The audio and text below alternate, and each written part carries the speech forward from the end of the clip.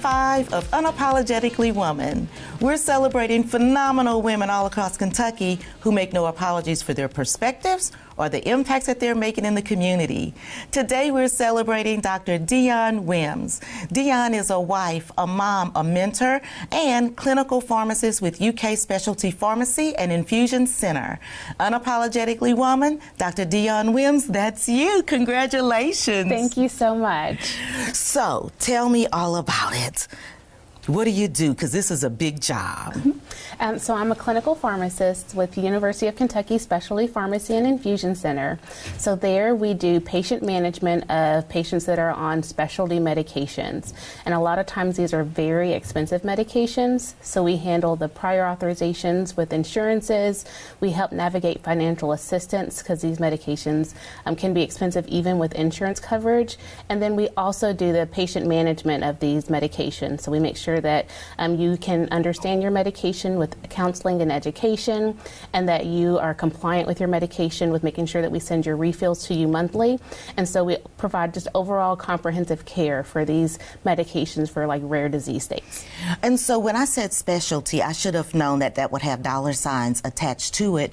But what happens in the case that people can't afford those specialty medicines? This is very common, unfortunately. So these medications are thousands and thousands of dollars, even with insurance coverage. So a lot of times we will navigate whether it's grants or patient assistance programs through the manufacturers, or even medication assistance programs through different foundations to help with those copay costs and cut it down significantly, where these medications are either free or affordable, where you can get those monthly. Wow, that seems like a lot of work for someone to be able to get their medication. You know that those specialty drugs are just so expensive. It is, and so fortunately and unfortunately, sometimes people don't have that support to or someone to advocate for them financially. So if you or know someone that has a very expensive medication, take the time just to look online to see what resources are available, or reach out to your local pharmacy, because sometimes there's a lot of programs that are just available to the general public that you may not know about, that we could help advocate for and help people get their medications. And you also work with patients on the management of that medication and how it interacts with other medications, and to make sure that they're taking them in a safe manner, right? Yes, so we will do patient counseling on any new medication that they are on. We will make sure that you know how to take it, what not to do, and what to do as far as taking it with food or without food. We will do a drug utilization review to make sure that it doesn't interact with any other medications, and then answer any questions about storage or how to keep these medications safe, because a lot of times they're injectables, so how to properly dispose of pen needles or any other devices that may have come along with the medication. And then we're available 24 hours a day. If you have a medication, a new medication that you are onboarded with, or take an over-the-counter medication, we can make sure that there's no potential drug interactions.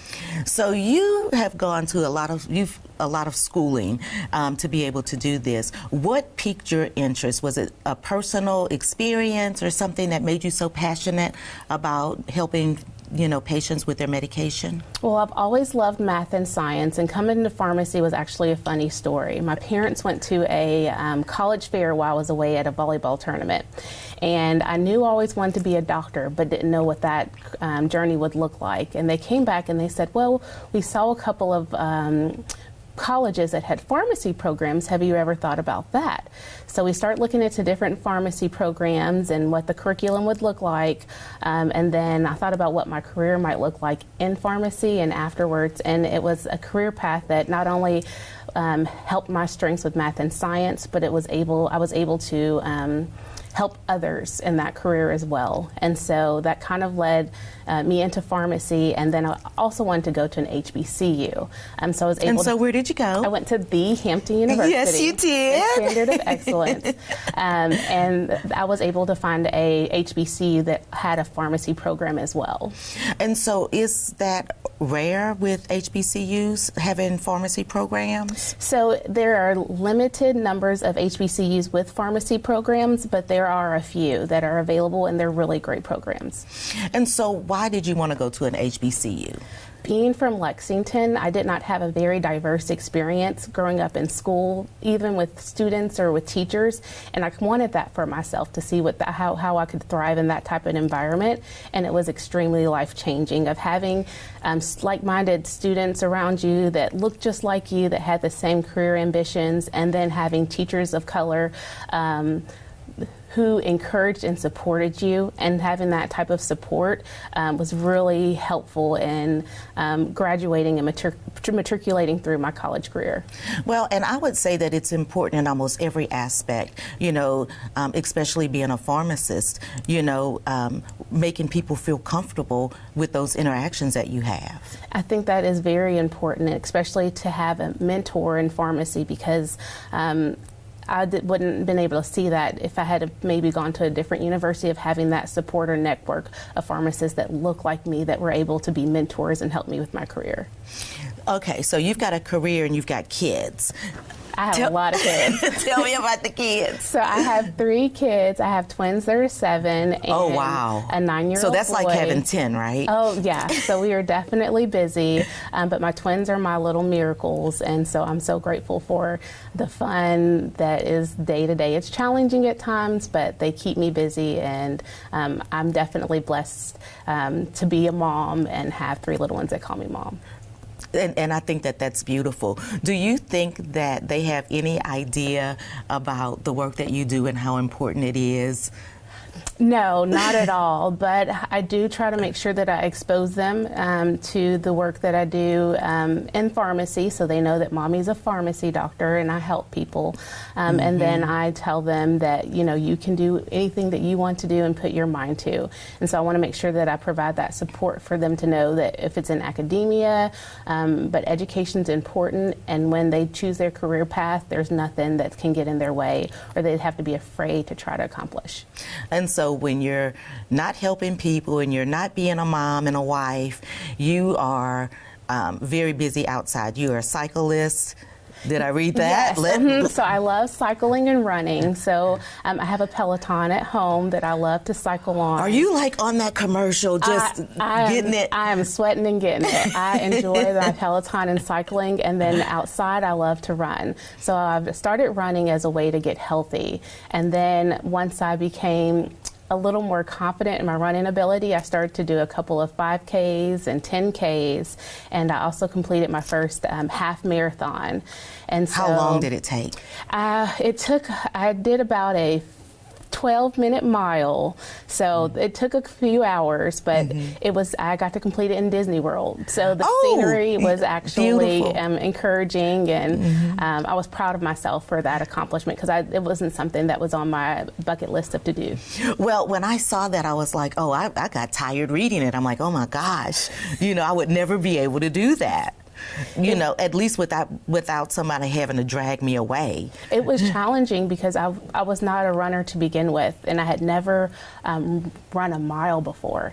So when I started this with the 5Ks and 10Ks, I was like, you know what, I think I can do this. So I signed up, and actually that weekend I completed a 3K, a 10K, and then finished the weekend off with a half marathon.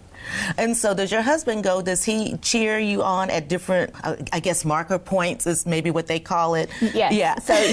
Yeah. So maybe he'll, you know, join me in the future, but he's definitely there cheering me on, or he'll come to the events. And then recently, as his children have gotten a little bit older, they have started joining me in a couple of kids' fun runs or races as well. So hopefully they will find that passion for running.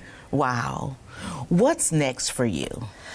So I was telling a friend of this the other day, but this is kind of my year of yes. I think sometimes we can get comfortable in the no, and I'm very comfortable with the no's and knowing my boundaries. So this for me has been my year of yes. So yes, of taking on more roles and responsibilities. I know that may be challenging, but I really feel that those experiences can grow me as a person, grow me as a leader, and help me better with time management, especially in this new season. What do you think you'll be saying yes to? to? Well, one position that I just said yes to was chapter hostess of my sorority.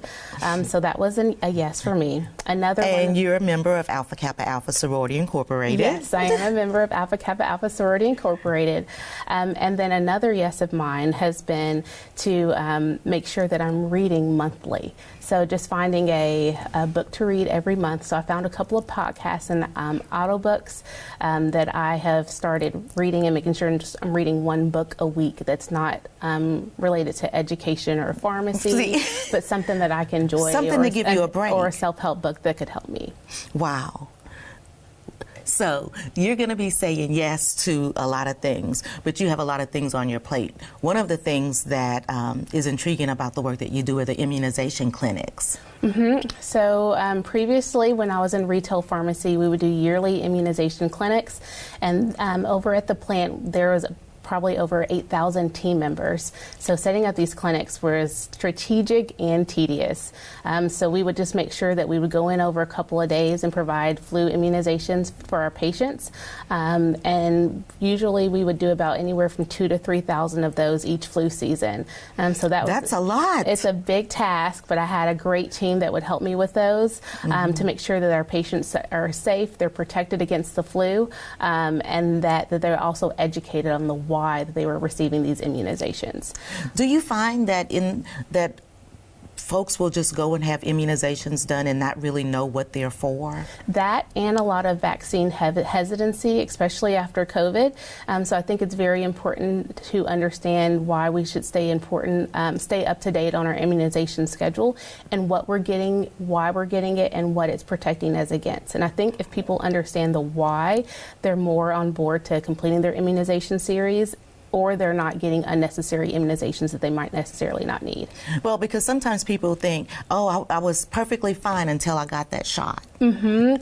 and that's not all the case. Sometimes it can just cause a reaction as far as your body just building up those antibodies against the vaccination that you received, but it's not actually having the flu, or some people said it made them their immune system go down. It's just their body's kind of building up those antibodies against the immunization. To fight it. Mm-hmm. So have you guys seen an increase in the number of African Americans who have been receiving the COVID and the flu vaccines? So yes, there have, I think, post-COVID, with the new initiative of making sure that everyone's back on date with their immunizations, within the community and a lot of these health fairs, if you notice, they'll have pharmacists there giving immunizations. And I think us just being on the forefront and out in the community, instead of just behind the scenes, behind closed doors or in our buildings, helps with getting African Americans back caught up with their immunizations, rather than the decline that we were seeing post-COVID. Right. I was really worried about that. Mm-hmm. I'm like, I do not want anybody to die because of fear of getting this immunization. And it's always good to ask questions, because if you don't know, you can just believe a lot of the myths that we see in the media, and that's not always the truth. The media is not always the truth. We're going to say that at least 10 times. So, in your free time, you might also be seen fishing. Yes, so I love to fish. I grew up fishing with my grandfather and my father here locally, and then with the children, with our kids, we started fishing with them, and then when we travel, we discovered a love of deep sea fishing. So we recently started going out on charters and deep sea fishing, and we like to go in the beginning of red snapper season and catch fish. We've caught a couple. Do you eat your catch? We will definitely eat our catch, and then we've caught a couple of sharks, which they are not fun to wrangle in at all, so those we let go. But it's good. It's nice to see my children develop that same love of fishing and nature and being adventurous and them not being afraid. I wondered how you got into that. So your dad and your grandpa? Yep, my dad and my grandfather, we would go fishing locally for like bluegill and catfish, and that was just good time we spent together as families, good memories that I had as a child that hopefully that I've been able to pass on to my kids. There's something about passing things down. That's important. It is. Girl, we could sit here and talk about all kinds of things. Fishing. You said you love to travel. Wait a minute. You had an off-location marriage. You got married in Jamaica. We did. So my husband and I, when we dated, we started traveling, and so it was only befitting that we had a destination wedding in Jamaica with over 50 of our closest friends and family. And wow. Then we started traveling more, and then when our kids got somewhat manageable, then we started traveling with them both locally and internationally as well, so they could, see the world and have those same type of experiences. Oh gosh, that's so important. Go you. Go you. So I'm going to kick it to you for young women that may be watching and is looking at you and saying, gosh, I'd like to be like her someday. What kind of advice would you give them? I would say, number one, have your faith in God, because I couldn't have done any of this without the faith that I've had in growing up in the church and the lessons that I've learned. And that's really where it comes from, of knowing that I can do anything because I have God by my side. And then just having that support from my family. My family's support has really helped me, and I hope I provide that same support for my children. And then if you don't have that support, to find your village or people that can support you, because that's important to have those connections as well. And to never doubt your abilities of what you think that you can do, because as soon as you say no, you're limiting yourself, and you can do anything that you put your mind to. Congratulations. Thank you. You guys heard it. Don't say no, because the minute that you do, you're limiting yourself. Continue to watch as we celebrate other phenomenal women in Kentucky who are making strides. I'll talk to you soon.